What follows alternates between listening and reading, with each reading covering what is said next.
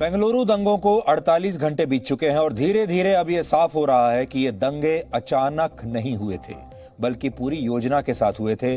बेंगलुरु के दंगाइयों के खिलाफ दर्ज एफआईआर की कॉपी आज हमें मिल गई है और इसमें जो जानकारियां हैं उनसे यह पता चलता है कि विवादित फेसबुक पोस्ट तो सिर्फ एक बहाना था। असल में इन दंगों की स्क्रिप्ट और एक्टर्स पहले से ही तैयार थे। ये दंगे योजना बनाकर किए गए थे और ये बहुत बड़े षड्यंत्र का हिस्सा थे। बेंगलुरु दंगों में पुलिस ने 4 एफआईआर दर्ज की हैं और आज इन एफआईआर की कॉपी मेरे हाथ में है। सबसे पहले हम आपको इन एफआईआर की बड़ी बातें बताते हैं जो पूरे देश को, आप सबको हैरान कर देंगी।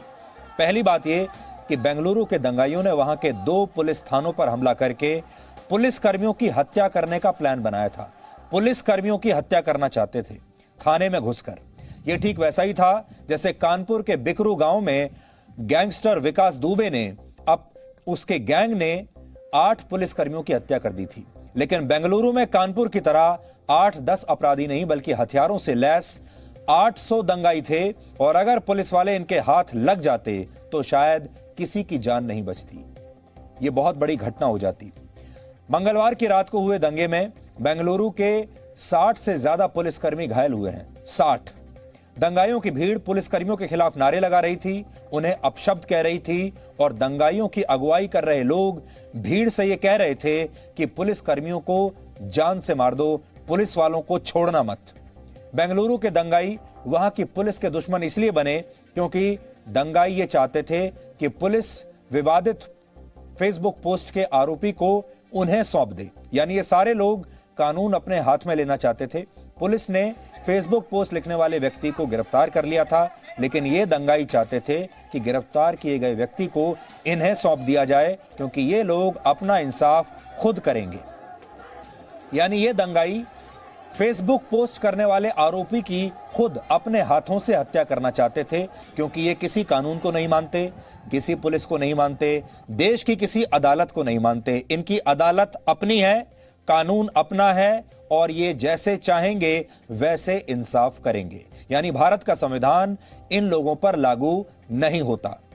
कांग्रेस के विधायक अखंड श्रीनिवास मूर्ति के भतीजे ने कथित तौर पर फेसबुक पर पैगंबर मोहम्मद साहब के खिलाफ एक आपत्तिजनक टिप्पणी की थी और बाद में पुलिस ने उसे गिरफ्तार भी कर लिया था। लेकिन जब पुलिस ने विधायक के भतीजों को सौंपने से इनकार कर दिया इन दंगाइयों को, तो ये दंगाई थानों में आग लगाने लगे और पुलिस कर्मियों की हत्या करने पर उतारू हो गए। एफआईआर के मुताबिक बेंगलुरु में दंगा करने वाले पूरी तैयारी के साथ आए थे। इन्होंने 2 पुलिस थानों केजी हल्ली और डीजी हल्ली को निशाना बनाया। इन्होंने विधायक के घर पर हमला किया और घर में आग लगा दी। लेकिन इसमें दिलचस्प बात यह है कि जब ये लोग विधायक के घर में गए तो विधायक का परिवार वहां पर नहीं था। दंगाइयों में 5 लोगों ने 200 से 300 लोगों के ग्रुप बनाए थे।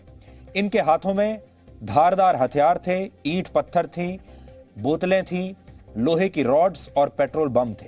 इन दंगाइयों ने बेंगलुरु के इस इलाके की सकरी गलियों में गुरिल्ला युद्ध की तकनीक से पुलिस पर हमले किए। यानी हमला करके पीछे हट जाना और थोड़ी देर बाद फिर से अचानक बड़ा हमला करना। यही बेंगलुरु में मंगलवार की रात को भी हुआ। करीब 5 बार इस भीड़ ने हमला किया और हर बार भीड़ में लोगों की संख्या पहले से कहीं ज्यादा होती थी। बेंगलुरु के दंगाइयों ने वहां पर पत्थर फेंककर स्ट्रीट लाइट्स को तोड़ दिया जिससे पूरे इलाके में अंधेरा हो जाए और उन्हें कोई पहचान ना पाए और वो जब चाहे फिर से हमला करके वहां की सकरी गलियों से बचकर भागकर निकल जाएं। कई रास्तों को ईंट पत्थर और टायरों से ब्लॉक कर दिया गया था जिससे दूसरे इलाकों की पुलिस अपने साथियों की मदद के लिए वहां पर पहुंच ना पाए। आग बुझाने के लिए वहां दूसरे इलाकों से फायर ब्रिगेड की जो गाड़ियां जा रही थीं उनका रास्ता भी भीड़ ने रोक लिया था और इन गाड़ियों में तोड़फोड़ करके फायर ब्रिगेड के कर्मचारियों को भी वहां पीटा गया। बेंगलुरु के दंगे में सोशल मीडिया पर विवादित पोस्ट किए जाने के 1 घंटे के अंदर ही हजारों लोग इकट्ठा हो गए थे।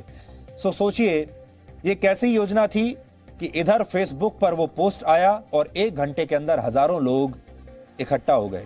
इसलिए हम ये बार बार कह रहे हैं कि जिस व्यक्ति ने ये फेसबुक पोस्ट किया है उसकी भी जांच होनी चाहिए और कांग्रेस के इस एमएलए की भी जांच होनी चाहिए। इसी से पता चलता है कि दंगे की पहले से तैयारी की गई थी और इन लोगों को सिर्फ यही तलाश थी कि दंगा करने की कोई वजह मिल जाए। हमने कल ही आपको बताया था कि कोई भी दंगा अचानक नहीं होता, योजना बनाकर ही दंगे किए जाते हैं और इस योजना में दंगा करने के लिए अलग अलग काम बांट दिए जाते हैं और उन इलाकों की पहचान कर ली जाती है जहां पर दंगा करना होता है। तो लोगों की पहचान पहले करनी होती है, स्थान की पहचान करनी होती है और बेंगलुरु दंगों की स्क्रिप्ट भी यही थी। बेंगलुरु दंगों की एफआईआर की कॉपी हमारे पास है, कन्नड़ भाषा में है ये, लेकिन हमने इसका अनुवाद करके मंगलवार की रात का पूरा घटनाक्रम आज बहुत ध्यान से समझा है और इसे हम आपको सिलसिलेवार तरीके से बताएंगे। मंगलवार की रात 8 बजे पुलिस ने कांग्रेस विधायक के भतीजे को गिरफ्तार किया था, जिसने फेसबुक पर यह पोस्ट लिखी थी। लेकिन इसके 45 मिनट के अंदर ही मुजम्मिल पाशा, सैयद मसूद, अफनान, अयाज और अल्लाह बख्श नाम के 5 व्यक्तियों ने करीब 200 से 300 लोगों के साथ मिलकर पुलिस थानों को घेर लिया। एफआईआर के मुताबिक भीड़ को साथ लेकर आए इन लोगों का मकसद इस फेसबुक टिप्पणी करने वाले आरोपी पर हमला करना था। इसी में भीड़ ने पुलिसकर्मियों पर पथराव करना शुरू कर दिया, जिससे एक पुलिस वाले को चोट आई। थाने में मौजूद बाकी के पुलिस वालों ने इसकी सूचना अपने अधिकारियों को दी और वहां पर तुरंत अतिरिक्त पुलिस बल भेजने को कहा। इस बीच वहां के विधायक अखंड श्रीनिवास मूर्ति भी भीड़ को लगातार समझाने की कोशिश करते रहे, लेकिन भीड़ ने उनकी बात नहीं मानी और कुछ ही देर में दंगाइयों ने पुलिस स्टेशन के बाहर खड़ी गाड़ियों को आग लगा दी। सैकड़ों की संख्या में दंगाइयों ने पुलिस थाने को घेर लिया और बाद में इन पुलिस स्टेशन में घुसकर वहां पर तोड़फोड़ की और वहां उपकरण तोड़ दिए, जो भी उनके वहां पर सामान था उसको तोड़ा। जब बेंगलुरु के इस इलाके में अतिरिक्त पुलिस बल पहुंचा और भीड़ से यह इलाका तुरंत खाली करने को कहा तो हवाई फायरिंग हुई, लेकिन इसके बाद भी दंगाई भीड़ वहां से हटी नहीं। बाद में पुलिस को आंसू गैस का इस्तेमाल करना पड़ा और कई राउंड की फायरिंग करनी पड़ी, जिसमें दंगाई भीड़ में से 3 लोगों की मौत हो गई। दंगाइयों ने 2 पुलिस स्टेशंस को इसलिए निशाना बनाया था क्योंकि उन्हें पता नहीं था कि फेसबुक पर पोस्ट लिखने वाला आरोपी इन दोनों पुलिस थानों में से गिरफ्तार करके कहां पर रखा गया है। इस आरोपी को दंगाई अपने हवाले करने की मांग कर रहे थे और जब पुलिस वालों ने इनकी बात नहीं मानी तो ये पुलिस वालों पर हमला करने लगे। इन्होंने भीड़ को 2 हिस्सों में बांटकर कांग्रेस विधायक के घर और उनके भतीजे के घर पर भी हमला किया, क्योंकि दंगाइयों को ऐसा लग रहा था कि विधायक का भतीजा शायद इन्हीं घरों में कहीं छुपा हुआ हो। मंगलवार की रात को बेंगलुरु में दंगों की भूमिका तभी बन गई थी जब कांग्रेस के विधायक के भतीजे की इस फेसबुक पोस्ट के बाद शाम को 7 बजे कुछ लोग विधायक से मिलने के लिए उनके घर के बाहर इकट्ठा हुए थे, लेकिन उस वक्त विधायक अपने घर पर नहीं थे। इसके आधे घंटे के बाद ही इन लोगों ने विधायक के घर पर पथराव करना शुरू कर दिया और फिर कुछ लोगों ने विधायक के घर से कुछ दूरी पर उनके भतीजे के घर को भी घेर लिया। तो हमने आपको पूरी ये कहानी बताई कि ये जो पूरा घटनाक्रम था ये कैसे था और आपको ये पता होना चाहिए कि ये जो दंगे हुए हैं ये दंगे बिना योजना के हो नहीं सकते।